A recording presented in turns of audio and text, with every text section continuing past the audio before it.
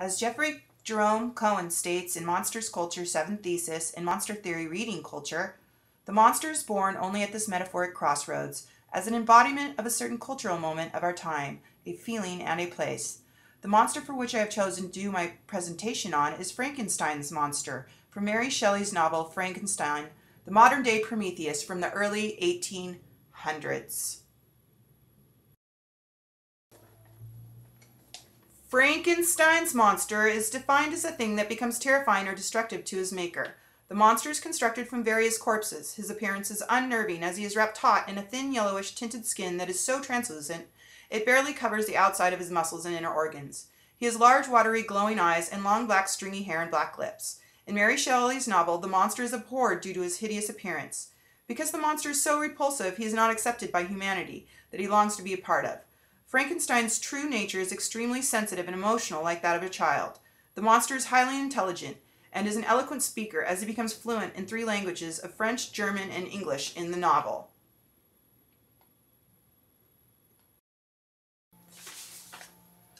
In the following presentation, we will discuss Frankenstein's monster and the various cultural, scientific, and political tropes he embodies. We will follow the transformation of Frankenstein's monster as a metaphor up until the present time, amongst various lines of categorization. We will discuss some but not all of Frankenstein's monster as a metaphor, as it is adopted in so many lines of thought it would take a series of books to cover them all. But in order to do this, we first must look at the mother of Frankenstein's monster and the cultural, political, and scientific movements of his time to better understand the ethos that he embodies. The mother of Frankenstein is Mary Shelley, who was born in London's Somers Town district on August 30th, 1797. Her mother and father were both progressive thinkers. Mary Shelley's mother was a feminist whose writings brought political attention to women's issues in regards to their second-class citizenship in society. Her father was a philosopher and a novelist whose moral and political ideas were reputable, sought after, and highly respected. He was dedicated to the ideas of liberty, truth, and justice. Both Mary Shelley's parents were greatly influenced by the ideals of the French Revolution and were members of a small political group known as English Jacobins.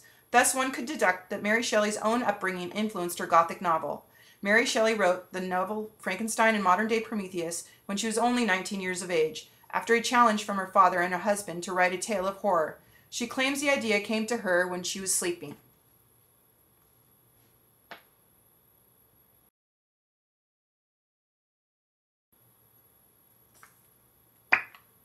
Mary Shelley's novel was written in 1818, a period influenced by the Enlightenment era that began in the 16th and 17th century.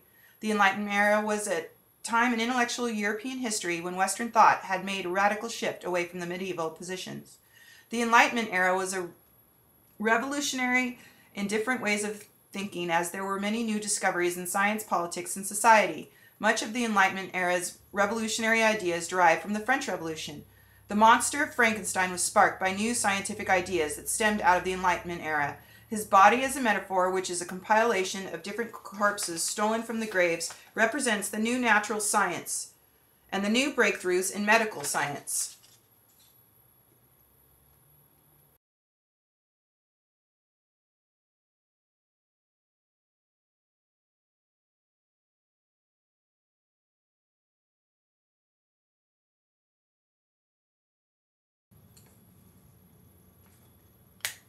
Because of the new scientific inquiry and developments in medicine and the exploration to the meaning of nature and life itself, there is little doubt that these concepts were of the inspiration to the creation of Frankenstein.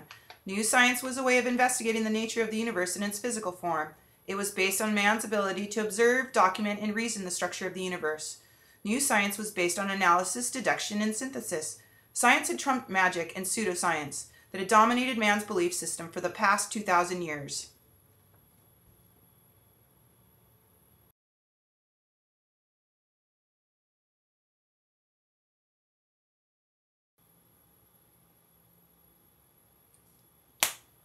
Experimentation was the method of the new science.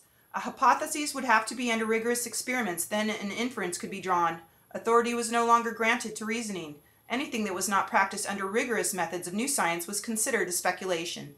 At the time of the novel, there were many developments in science that suggested reanimating the dead. In the novel, Frankenstein is interested in galvanism, the belief that the dead can be brought back by ways of electricity.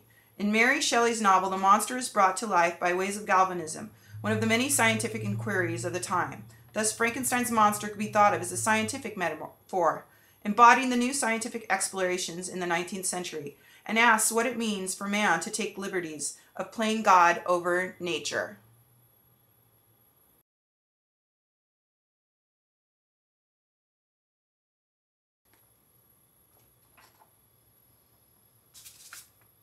Monster as the criminal. In Mary Shelley's novel, the monster is on the run for murdering various people. He is a criminal, and if one were to look at the new laws taking place in the 18th century in France, one would be able to relate this position to the monster. Frankenstein's monster is representational of the human criminal. The metaphor could be related in Foucault's lecture on the nature of being a criminal and the change in criminal justice. As Foucault states in chapter 4 of his book Abnormal, at the level of rules governing species and distinction between natural species, the monstrous individual was always associated, if not systematically, at least virtually, with a possible criminality. Then, starting in the 19th century, the relationship is reversed, and the monstrosity is systematically suspected of being behind all criminality. Every criminal will be a monster, just as previously it was possible that the monster was a criminal. This transformation of the laws of criminality could be seen as a metaphor of justice in Mary Shelley's novel.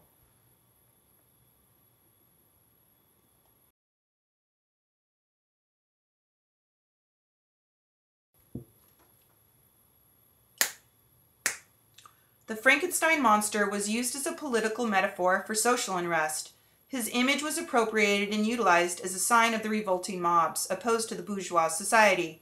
The monster's image was common in the 1800s, a time of many revolutionary scares, unrest, and demand for reformation of politics. Throughout the 19th century, Frankenstein's monster was used as a metaphor to express and encourage political dissatisfaction.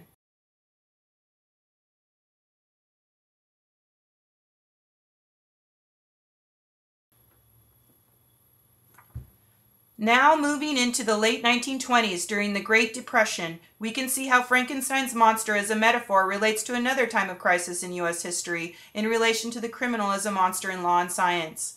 In the late 1920s, James Whale, a famous filmmaker in Hollywood, drew upon the themes in Mary Shelley's novel, but with a contemporary twist, creating a new version of Frankenstein for the silver screen.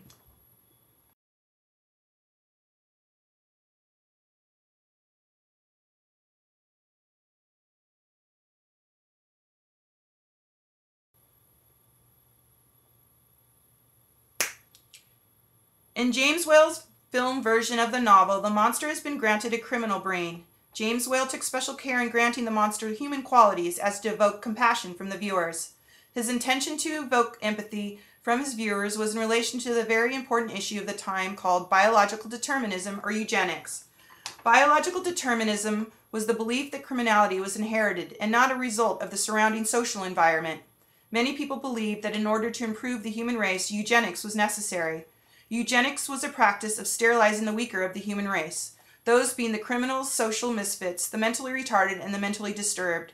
This was a widespread practice in parts of the United States and was even taught in schools. It was a way of making the species stronger and taking the burden off the less fortunate off the hands of the government that was in the midst of a great financial crisis of the Great Depression.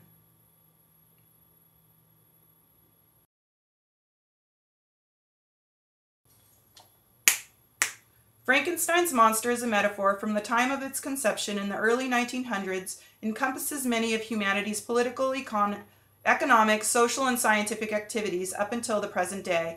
In the 1800s, the monster's concept was utilized throughout Europe and the United States as well.